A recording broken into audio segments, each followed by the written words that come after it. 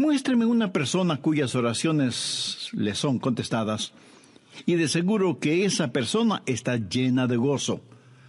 Jesús también dijo en Juan 14:6, yo soy el camino y la verdad y la vida. Nadie viene al Padre sino por mí. Y esa es la verdad en cuanto a la oración. No hay forma de llegar a Dios el Padre sino únicamente por medio de su Hijo Jesucristo. Supongamos que usted se pierde buscando una dirección en un lugar que no conoce. Así que detiene a una persona en la calle para que le ayude, y esa persona le dice, vaya derecho 3 cuadras más, luego vire a la derecha, verá una casa blanca con una cerca de madera, entonces vire a la izquierda, y esa es una calle sin salida. Recorra 3 cuadras más, vire a la derecha, y usted le interrumpe y le dice, un momentito, por favor, no puedo recordar todo eso, déjeme anotarlo. Y la persona que le está dando las direcciones le dice, ¿sabe qué? Yo estoy yendo en la misma dirección. Permítame guiarle. Usted únicamente sígame. Esa persona no solo le señala el camino, sino que, por así decirlo, se vuelve el camino. Jesús no indica el camino. Jesús es el camino hacia el Padre. Y cuando usted ora en el nombre de Jesús, Él le lleva a la presencia del Padre. Anota Efesios 2:18. Porque por medio de Él los unos y los otros tenemos entrada por un mismo espíritu al Padre. ¿Qué significa orar en el nombre de Jesús? Significa orar con su autoridad. Cuando usted pone su firma en un cheque y se lo da a alguien, esa persona va al banco y lo efectiviza. El banco le entrega la cantidad de dinero estipulada en el cheque, porque ese cheque lleva su nombre, lleva su firma, y con su firma usted le autoriza al banco la entrega de ese dinero. Trate de ir a cualquier banco y hacer efectivo un cheque que no tiene ninguna firma, y le aseguro que estará metiéndose en profundos problemas. Cuando pedimos en el nombre de Jesús, no estamos simplemente rociando con algún polvito mágico oraciones al decir en el nombre de Jesús, abracadabra, que lo que he pedido se haga. No es así de ninguna manera. Orar en el nombre de Jesús significa, primero, obedecer su mandato. Segundo, hacer algo aprobado por Él. Tercero, saber que eso le dará honor y gloria a Él. Y cuarto, saber que el Padre será glorificado por lo que hacemos en el nombre de Jesús. Si usted ora sin usar el nombre de Jesús legítimamente, no tiene ninguna razón para esperar que su oración sea contestada. Ahora, obviamente, el orar en el nombre de Jesús significa que usted debe ser salvo, que debe ser su discípulo y que debe estar en comunión con Él para conocer su voluntad. No solo ora en el nombre de Jesús, sino que también ora en el Espíritu. Veamos Efesios 6:18. Orando en todo tiempo, con toda oración y súplica en el Espíritu, y velando en ello con toda perseverancia y súplica por todos los santos. Así como se debe orar en el nombre de Jesús, hay que orar en el Espíritu. Casi al final del Antiguo Testamento hay un versículo muy interesante. Busque Zacarías 12:10. Dios habla de lo que hará en los últimos días, cuando los judíos como nación vengan a Jesús.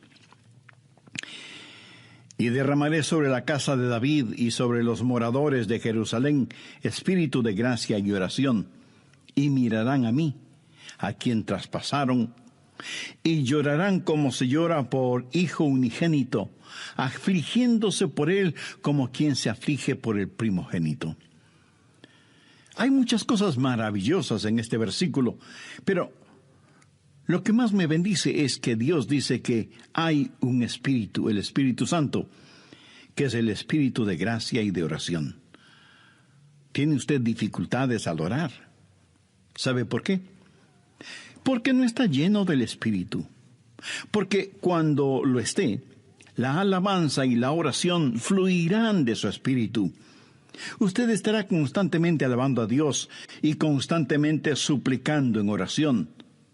Dios dice que un día Él va a derramar su espíritu de gracia y oración sobre los judíos, pero Él ya ha derramado su espíritu de gracia y oración sobre usted. Por lo tanto, usted debe orar en el espíritu. En la pequeña epístola de Judas, el verso 20, dice: pero vosotros, amados, edificando sobre vuestra santísima fe, orando en el Espíritu Santo. ¿Había notado eso? ¿Cómo se desafía usted mismo? Orando en el Espíritu Santo. ¿Por qué es tan importante orar en el Espíritu? Bien, sabemos que cuando oramos en el nombre de Jesús, oramos con autoridad. Pero cuando oramos en el Espíritu, oramos con fortaleza para que Él nos ayude. Déjeme, le muestro algo en Romanos 8:26.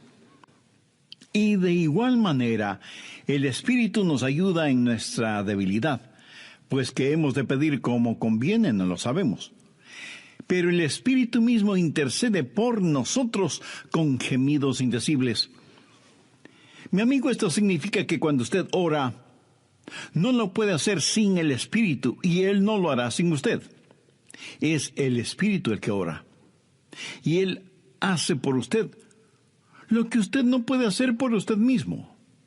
El Santo Espíritu de Dios inspira, guía, pone energía y sostiene nuestras oraciones. Nuestro espíritu humano es débil, y aunque el espíritu esté dispuesto, nuestra carne es débil. Por lo tanto, el Espíritu Santo nos ayuda en nuestra debilidad. No hay ninguno de nosotros que alguna vez no haya dicho: fallé en mi vida de oración. Ojalá pudiera orar más. ¿Por qué no puedo hacerlo? Le diré por qué no oramos más.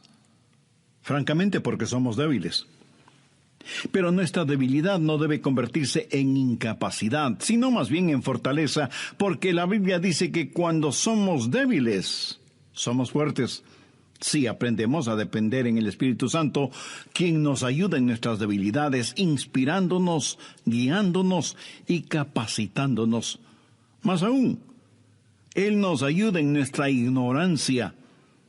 Pues ¿qué hemos de pedir como conviene? No lo sabemos.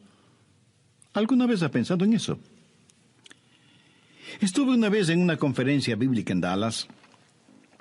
Al finalizar la conferencia, 2 jóvenes estudiantes se me acercaron y uno de ellos me preguntó: Pastor, ¿usted ora?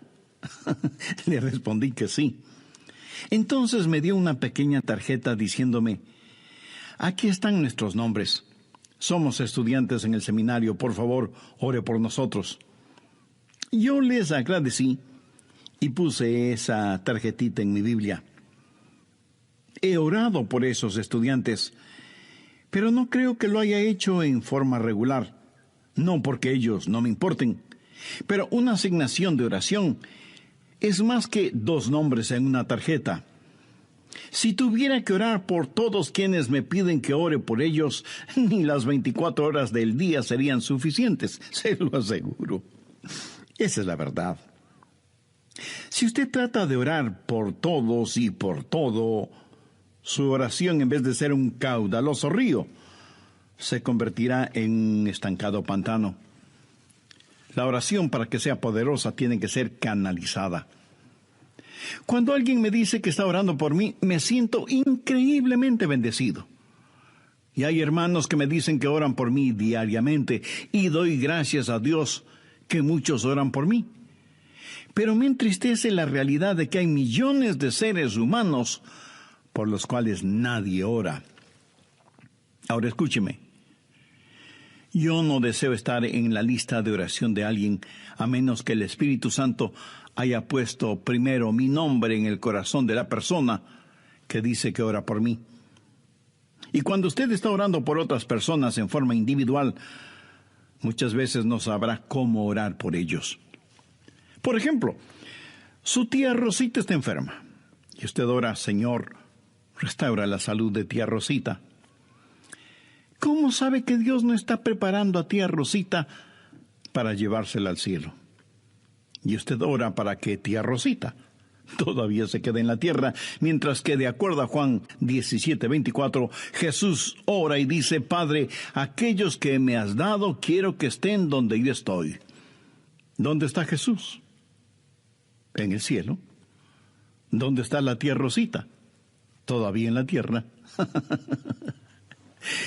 En las reuniones de oración, más se ora para que la gente sea sanada que lo que se ora para que la gente sea salvada. Parece que estamos más interesados en mantener a los salvos fuera del cielo que a los perdidos fuera del infierno. No sabemos orar como debemos orar. Cuando Saulo perseguía a los seguidores de Cristo, antes de que fuera el apóstol Pablo, me pregunto qué oraba la iglesia en relación con Saulo. Si yo hubiera vivido en esa época, seguro que hubiera orado: Señor, mira cómo este Saulo nos persigue. Elimínalo, evapóralo, Señor, haz algo con él. Y ciertamente, Dios hizo algo con él, pero no precisamente como se lo pedimos. Dios lo transformó en el poderoso apóstol Pablo. A veces no sabemos ni lo que pedimos. Por eso el Espíritu Santo que intercede por nosotros dice: Señor, esto es lo que Adrián está pidiendo, pero esto es lo que en realidad necesita. El Santo Espíritu de Dios nos ayuda en nuestras debilidades cuando nosotros no sabemos cómo orar, por qué orar, o cuando no tenemos la fortaleza, ni la energía, ni el deseo de orar. E intercede con nosotros, como la Biblia lo dice en Romanos 6:26, pero el Espíritu mismo intercede por nosotros con gemidos indecibles. Ni usted ni yo, nadie puede orar como el Espíritu Santo puede hacerlo. Y la expresión gemidos indecibles era utilizada para describir los dolores de una mujer dando a luz. Eso, mi amigo, es orar en el Espíritu. Intercede por nosotros con gemidos indecibles, porque muchas veces nosotros no sabemos qué pedir. Algunos años atrás, yo viví la experiencia de un profundo dolor emocional y espiritual a tal grado que no podía ni siquiera articular una sencilla oración. Lo único que podía hacer era quejarme. Pero el Santo Espíritu de Dios escuchó mi oración, y Él llevó mi dolor, mi súplica, hasta el trono de la gracia y la misericordia de Dios. Entonces usted ora primero en el nombre de Jesús, segundo en el Espíritu Santo. Para orar en el nombre de Jesús, usted tiene que ser salvo. Y para orar en el Espíritu, usted tiene que ser lleno del Espíritu Santo de Dios. Tercero, usted debe orar en obediencia a Dios. Es una malvada necedad el esperar que Dios escuche sus oraciones cuando usted no está viviendo en obediencia a Él. Lo triste es que hay personas que tienen la idea de que Dios les bendecirá aún en su desobediencia. Razone esto un instante. Si usted está viviendo una vida de desobediencia y aún así Dios contesta sus oraciones, ¿qué es lo que Dios está haciendo? Está animando y recompensando su pecado. Pero escúcheme, Dios le ama demasiado como para hacer eso. Veamos el Salmo 66. Quiero mostrarle algo. Salmo 66, verso 18. Este es un versículo que debería estar subrayado en su Biblia. Si en mi corazón hubiese yo mirado la iniquidad, el Señor no me habría escuchado. Ahí lo tiene, en blanco y negro y bien impreso. Y usted no tiene que ser un científico aeroespacial para entender eso, ¿verdad? Muchos hablan de las grandes promesas en la oración. Bien, esta es una promesa. Si en mi corazón hubiese yo mirado la iniquidad, el Señor no me habría escuchado. Ahora, note que no dice: si hubiera pecado, Dios no me escucharía. Dios no le escuchará a usted. Dios no me escuchará a mí. Dios no escuchará a nadie que tenga iniquidad en su corazón. Iniquidad significa el hacer trato con el pecado, sentirse en paz haciendo el pecado. Y si yo tengo cualquier iniquidad en mi corazón, ¿Dios no me escuchará? Ora usted a Dios. Si tiene algún pecado en su corazón, ¿cómo puede esperar que Dios le escuche? Para que Dios le escuche, usted tiene que arrepentirse de sus pecados y tener a Jesús como su Salvador y Señor. De vez en cuando alguien me dice, pastor, Dios me ha dado la habilidad de decir hermosas oraciones. Y si Dios mismo me ha dado esa habilidad, quiero decir que Él está impresionado con mis oraciones. Mi amigo, hay una buena palabra griega para describir lo que usted está diciendo.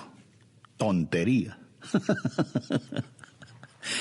Escúcheme, Dios no se impresiona con sus oraciones, pero sí se impresiona con su necedad. Veamos lo que dice Isaías 1:13. No me traigáis más vana ofrenda. ¿Sabe usted lo que es una vana ofrenda? Es solo una oración vacía. No me traigáis más vana ofrenda. El incienso me es abominación. Aquí ellos estaban en el templo quemando incienso, ofreciendo incienso en el altar. No me traigáis más vana ofrenda, el incienso me es abominación, luna nueva y día de reposo, el convocar asambleas, no lo puedo sufrir, son iniquidades vuestras fiestas solemnes. ¿Qué es lo que Dios está diciendo aquí? Que todo lo que ellos hacían como parte de su religión, Él lo detestaba. Y en Isaías 1, los versos del 15 al 17, leemos: Cuando extendáis vuestras manos, yo esconderé de vosotros mis ojos. Asimismo, cuando multipliquéis la oración, yo no oiré. Llenan están de sangre vuestras manos, lavaos y limpiaos, quitad la iniquidad de vuestras obras de delante de mis ojos, dejad de hacer lo malo, aprended a hacer el bien, buscad el juicio, restituid al agraviado, haced justicia al huérfano, amparad a la viuda. Veamos ahora Isaías 59:1. He aquí que no se ha cortado la mano de Jehová para salvar, ni se ha agravado su oído para oír. Dios no se ha vuelto manco ni sordo, pero vuestras iniquidades han hecho división entre vosotros y vuestro Dios, y vuestros pecados han hecho ocultar de vosotros su rostro para no oír. ¿Ha leído alguna vez algo del libro de Esdras? Vayamos al capítulo 9, verso 6. Esdras está orando y dice: Dios mío, confuso y avergonzado estoy para levantar, oh Dios mío, mi rostro a ti, porque nuestras iniquidades se han multiplicado sobre nuestra cabeza, y nuestros delitos han crecido hasta el cielo. Mi amigo, debemos orar en obediencia. Para resumir un poco todo esto, vamos a la primera epístola de Juan. No el Evangelio de Juan, sino la primera epístola de Juan, capítulo 3, verso 22. Y cualquier cosa que pidiéramos, la recibiremos de Él, porque guardamos sus mandamientos y hacemos las cosas que son agradables delante de Él. Los rebeldes jamás verán sus oraciones contestadas. Déjeme retroceder un poco las páginas de la historia. ¿Recuerda cuando Israel había conquistado Jericó? Y tuvieron que pelear contra un pequeño pueblito. No era ninguna gran ciudad. Un pueblito llamado Ai. Apenas 3 letras, H-A-I, Ai. Y sin embargo, los israelitas tuvieron que huir, como se dice vulgarmente, con el rabo entre las piernas, ignominiosamente derrotados. Y Josué tiene que ir y postrarse delante de Dios y preguntarle cómo pudo permitir que tal cosa sucediera. Mire lo que le contestó Dios en Josué 7, los versos 10 y 11. Y Jehová dijo a Josué: levántate, ¿por qué te postras así sobre tu rostro? Israel ha pecado. ¿Qué está diciendo? Josué, hijo mío, ¿por qué me estás orando? No puedes utilizar tus oraciones como una cortina de humo para ocultar el pecado que hay en medio del pueblo. Enfrenta y elimina ese pecado, y entonces oiré tus oraciones. Cuarto, usted debe orar en la voluntad de Dios. No solo conocer a Jesús, no solo ser lleno del Espíritu, no solo obedecer los mandamientos, pero aún habiendo hecho todo esto, todo lo que usted desea no es necesariamente la voluntad de Dios para usted. Anote 1 de Juan 5, versos 14-15. Y esta es la confianza que tenemos en Él, que si pedimos alguna cosa conforme a su voluntad, Él nos oye. Y si sabemos que Él nos oye en cualquier cosa que pidamos, sabemos que tenemos las peticiones que le hayamos hecho. Orar en la voluntad de Dios. Y usted no encuentra la voluntad de Dios simplemente por adivinación. Pastor, ¿cómo voy a conocer la voluntad de Dios? Bien, permítame hacerle una pregunta. ¿Quiere en realidad saberlo? Y usted me responde, bueno, no sé si quiera saberlo o no. Entonces le haré otra pregunta. ¿Quiere hacer la voluntad de Dios? Y usted me responde, sí, claro que sí. ¿La quiere hacer realmente?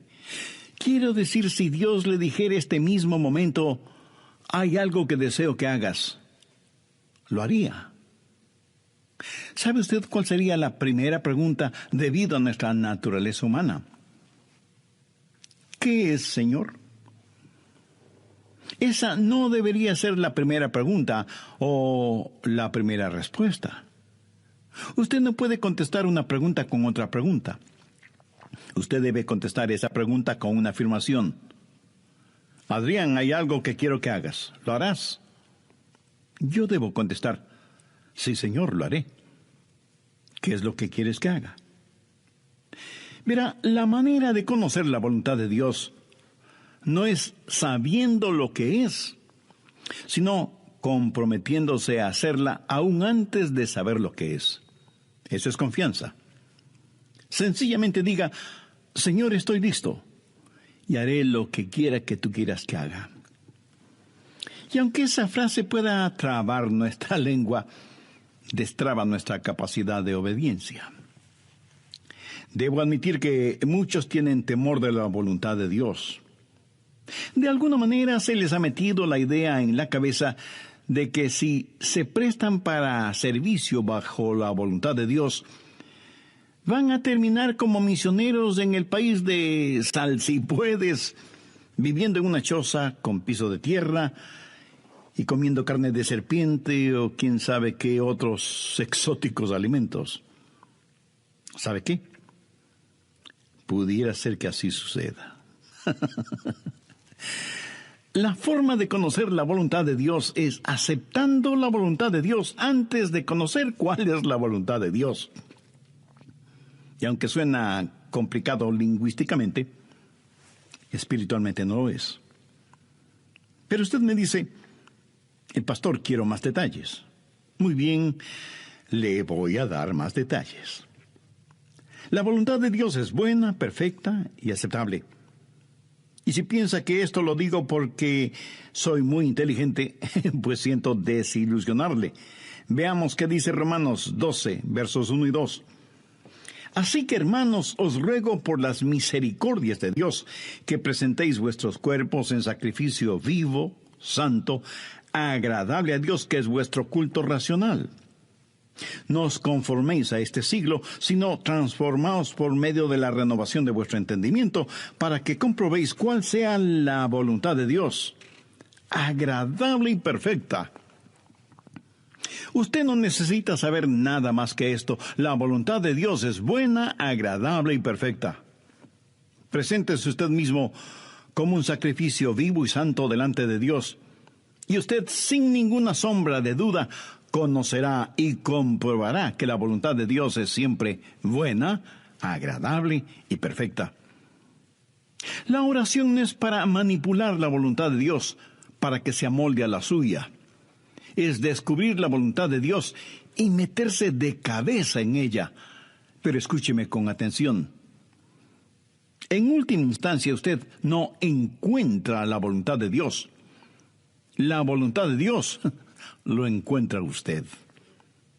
Cuando su corazón está bien con Dios, usted presenta su cuerpo como un sacrificio vivo y rehúsa el ser amoldado por el sistema y los valores del mundo, para más bien ser transformado, renovado en su mente y empezar a pensar los pensamientos de Cristo y, por lo tanto, tener la capacidad de orar en la voluntad de Dios. Quinto, orar en comunión con los creyentes. Por favor, busque el Evangelio de Marcos, capítulo 11, los versos 25 y 26. Y cuando estéis orando, perdonad si tenéis algo contra alguno, para que también vuestro Padre que está en los cielos os perdone a vosotros vuestras ofensas. Porque si vosotros no perdonáis, tampoco vuestro Padre que está en los cielos os perdonará vuestras ofensas. Mi amigo, no se olvide que un pecado no perdonado es la más formidable barrera contra la oración. Tantas personas se preguntan por qué sus oraciones no son contestadas cuando están guardando tremendos resentimientos en su corazón. Le pregunto, ¿ese resentimiento, ese enojo, vale la pena tenerlo?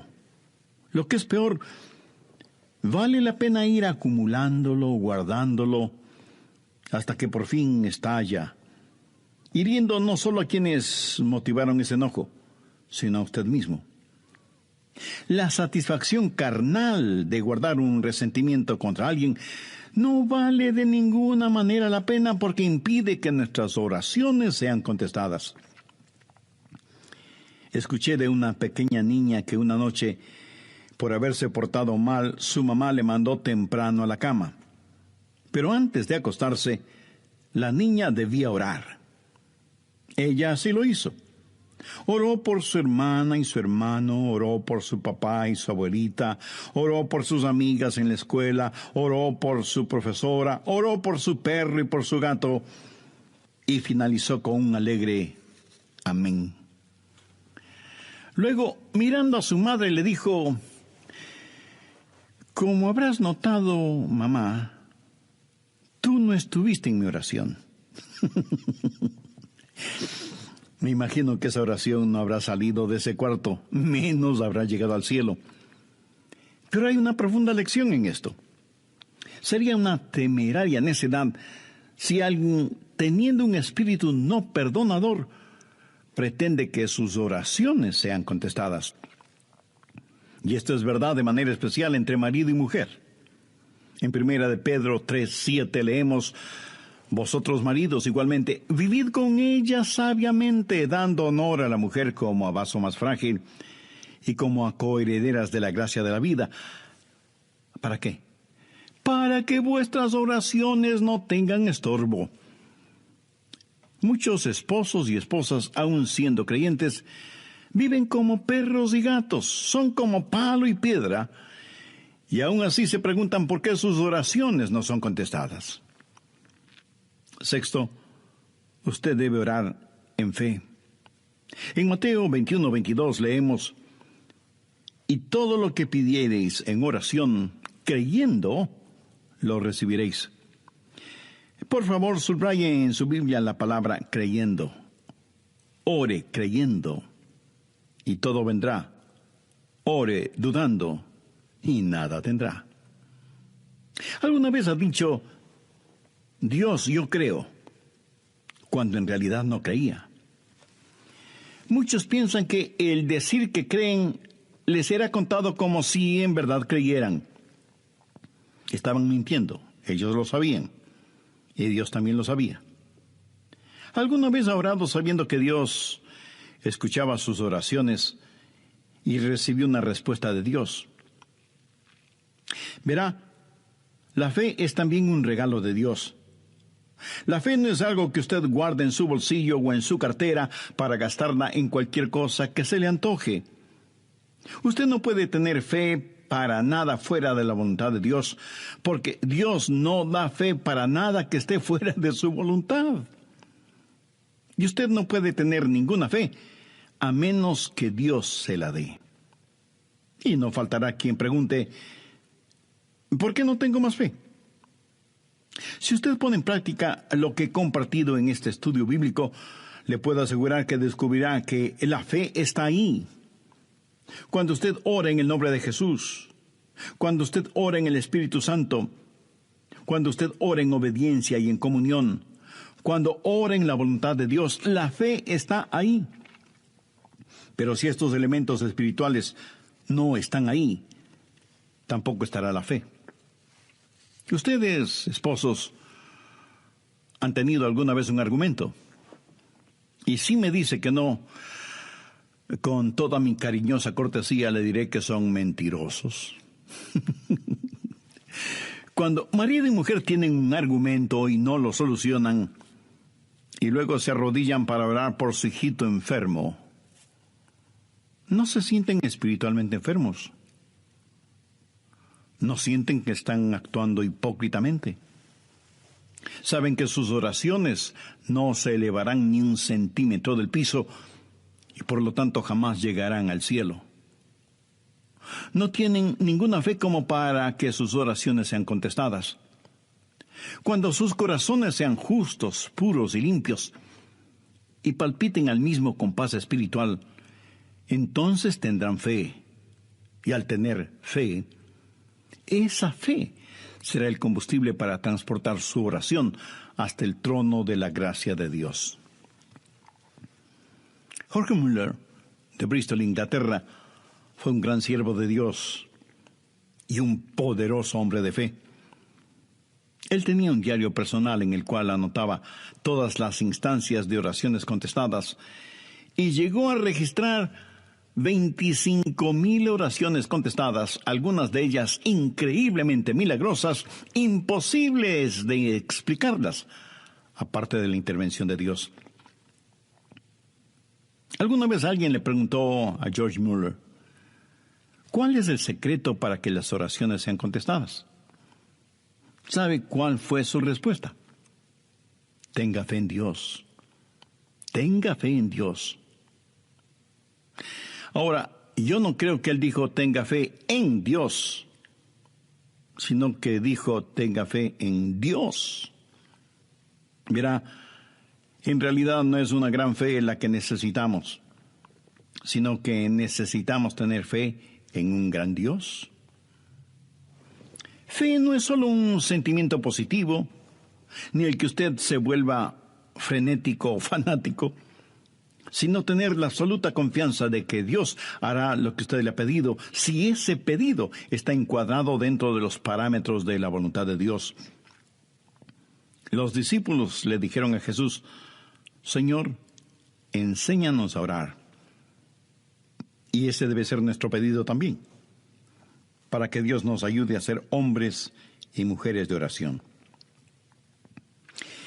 Hay algo en nosotros que se resiste a orar. Preferimos ocuparnos en cualquier otra cosa en vez de orar. Y eso se debe a nuestra naturaleza carnal y pecaminosa. Por eso necesitamos la ayuda de Dios para que amemos de tal manera a Jesús y seamos llenos de su Espíritu Santo para que la oración fluya de nosotros en forma constante y que oremos siempre en el nombre del Señor Jesucristo. ¿Ha notado con qué facilidad podemos pasar horas haciendo deportes o realizando nuestros pasatiempos favoritos o simplemente mirando programas en la televisión? Pero ¿qué trabajo nos cuesta invertir unos minutos en la oración? La oración eficaz, mi estimado amigo, debe ser un acto intencional de nuestra voluntad. No debemos acercarnos al trono de la gracia en forma casual, sino en forma totalmente intencional.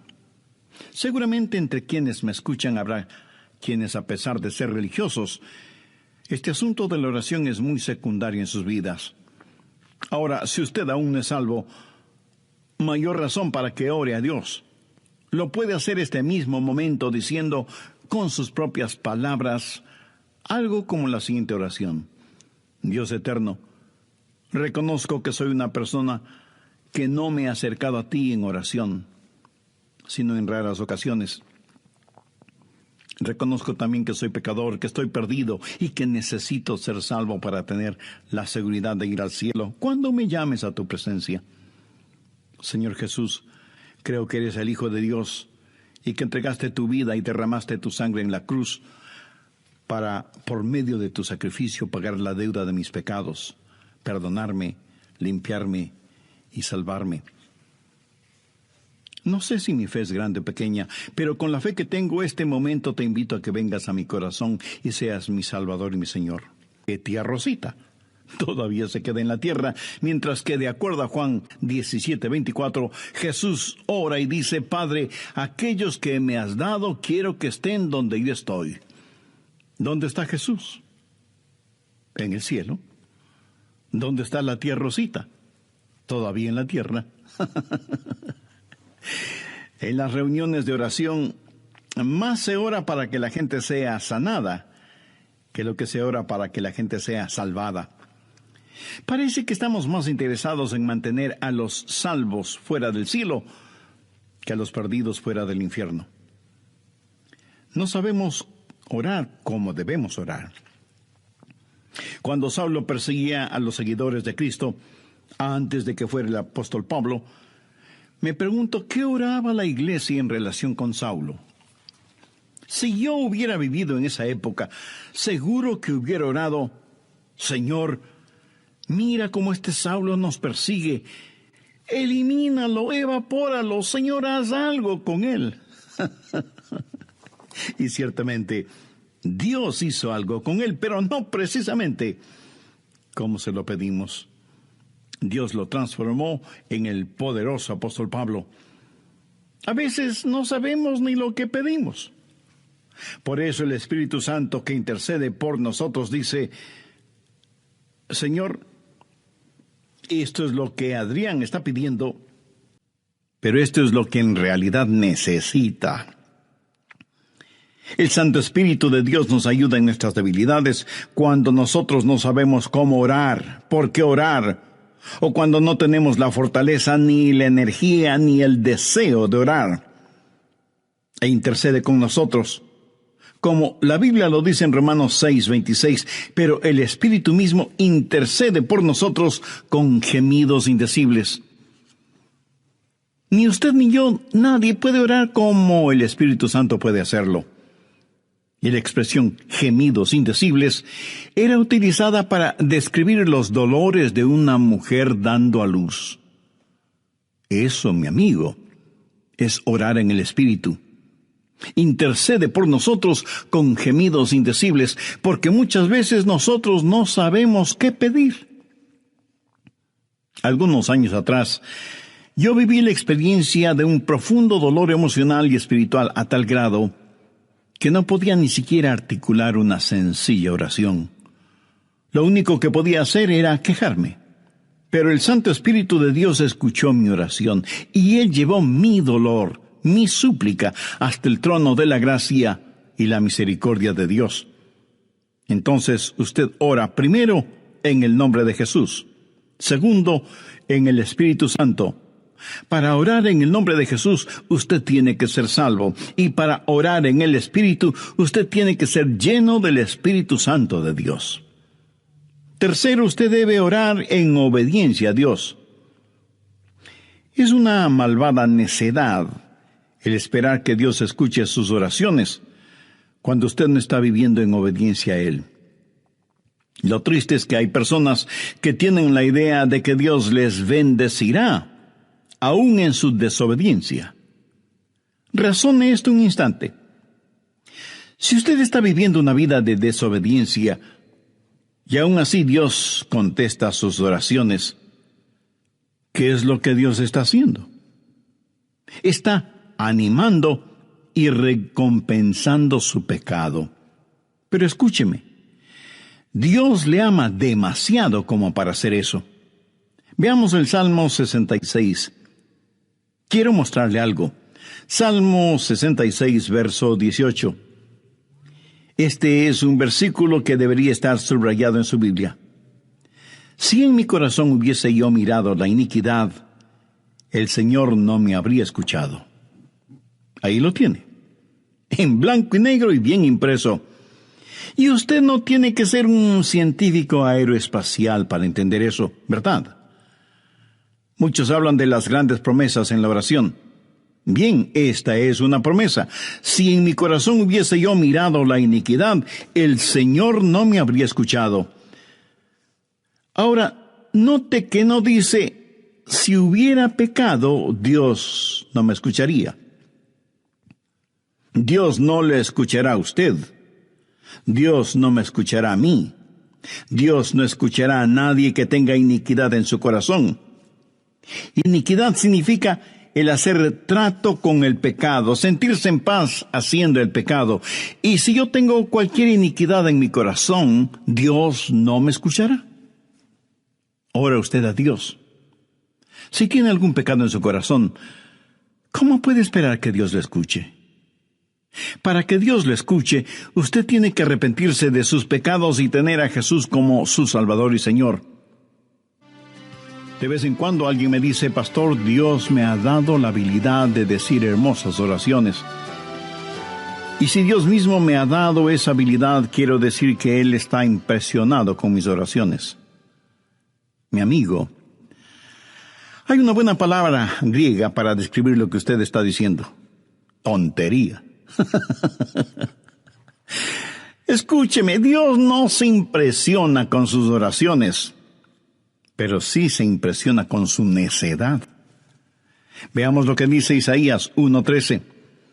No me traigáis más vana ofrenda. ¿Sabe usted lo que es una vana ofrenda? Es solo una oración vacía. No me traigáis más vana ofrenda. El incienso me es abominación. Aquí ellos estaban en el templo quemando incienso, ofreciendo incienso en el altar. No me traigáis más vana ofrenda, el incienso me es abominación, luna nueva y día de reposo, el convocar asambleas, no lo puedo sufrir, son iniquidades vuestras fiestas solemnes. ¿Qué es lo que Dios está diciendo aquí? Que todo lo que ellos hacían como parte de su religión, Él lo detestaba. Y en Isaías 1, los versos del 15 al 17, leemos: Cuando extendáis vuestras manos, yo esconderé de vosotros mis ojos. Asimismo, cuando multipliquéis la oración, yo no oiré. Llenan están de sangre vuestras manos, lavaos y limpiaos, quitad la iniquidad de vuestras obras de delante de mis ojos, dejad de hacer lo malo, aprended a hacer el bien, buscad el juicio, restituid al agraviado, haced justicia al huérfano, amparad a la viuda. Veamos ahora Isaías 59:1. He aquí que no se ha cortado la mano de Jehová para salvar, ni se ha agravado su oído para oír. Dios no se ha vuelto manco ni sordo, pero vuestras iniquidades han hecho división entre vosotros y vuestro Dios, y vuestros pecados han hecho ocultar de vosotros su rostro para no oír. ¿Ha leído alguna vez algo del libro de Esdras? Vayamos al capítulo 9, verso 6.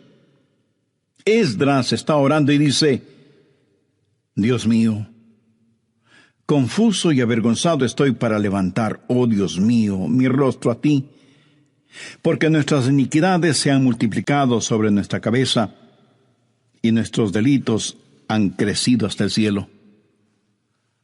Mi amigo, debemos orar en obediencia. Para resumir un poco todo esto, vamos a la primera epístola de Juan. No el Evangelio de Juan, sino la primera epístola de Juan, capítulo 3, verso 22. Y cualquier cosa que pidiéramos, la recibiremos de Él, porque guardamos sus mandamientos y hacemos las cosas que son agradables delante de Él. Los rebeldes jamás verán sus oraciones contestadas. Déjeme retroceder un poco las páginas de la historia. ¿Recuerda cuando Israel había conquistado Jericó? Y tuvieron que pelear contra un pequeño pueblito. No era ninguna gran ciudad. Un pueblito llamado Ai. Apenas 3 letras, H, A y I. Y sin embargo, los israelitas tuvieron que huir, como se dice vulgarmente, con el rabo entre las piernas, ignominiosamente derrotados. Y Josué tiene que ir y postrarse delante de Dios y preguntarle cómo pudo permitir que tal cosa sucediera. Mire lo que le contestó Dios en Josué 7, los versos 10 y 11. Y Jehová dijo a Josué: levántate. ¿Por qué te postras así sobre tu rostro? Israel ha pecado. ¿Qué está diciendo? Josué, hijo mío, ¿por qué me estás orando? No puedes utilizar tus oraciones como una cortina de humo para ocultar el pecado que hay en medio del pueblo. Enfrenta y elimina ese pecado, y entonces oiré tus oraciones. Cuarto, usted debe orar en la voluntad de Dios. No solo conocer a Jesús, no solo ser lleno del Espíritu, no solo obedecer los mandamientos, pero aún habiendo hecho todo esto, todo lo que usted desea no es necesariamente la voluntad de Dios para usted. Anote 1 Juan 5, versos 14-15. Y esta es la confianza que tenemos en Él, que si pedimos alguna cosa conforme a su voluntad, Él nos oye. Y si sabemos que Él nos oye en cualquier cosa que pidamos, sabemos que tenemos las peticiones que le hayamos hecho. Orar en la voluntad de Dios. Y usted no encuentra la voluntad de Dios simplemente por adivinación. Pastor, ¿cómo voy a conocer la voluntad de Dios? Bien, permítame hacerle una pregunta. ¿Quiere en realidad saberlo? Y usted me responde: bueno, no sé si quiera saberlo o no. Entonces le haré otra pregunta.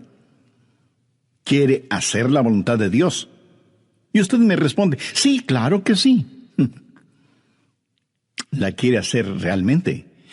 Quiero decir, si Dios le dijera este mismo momento: hay algo que deseo que hagas, ¿lo haría? ¿Sabe usted cuál sería la primera pregunta debido a nuestra naturaleza humana? ¿Qué es, Señor? Esa no debería ser la primera pregunta o la primera respuesta. Usted no puede contestar una pregunta con otra pregunta. Usted debe contestar esa pregunta con una afirmación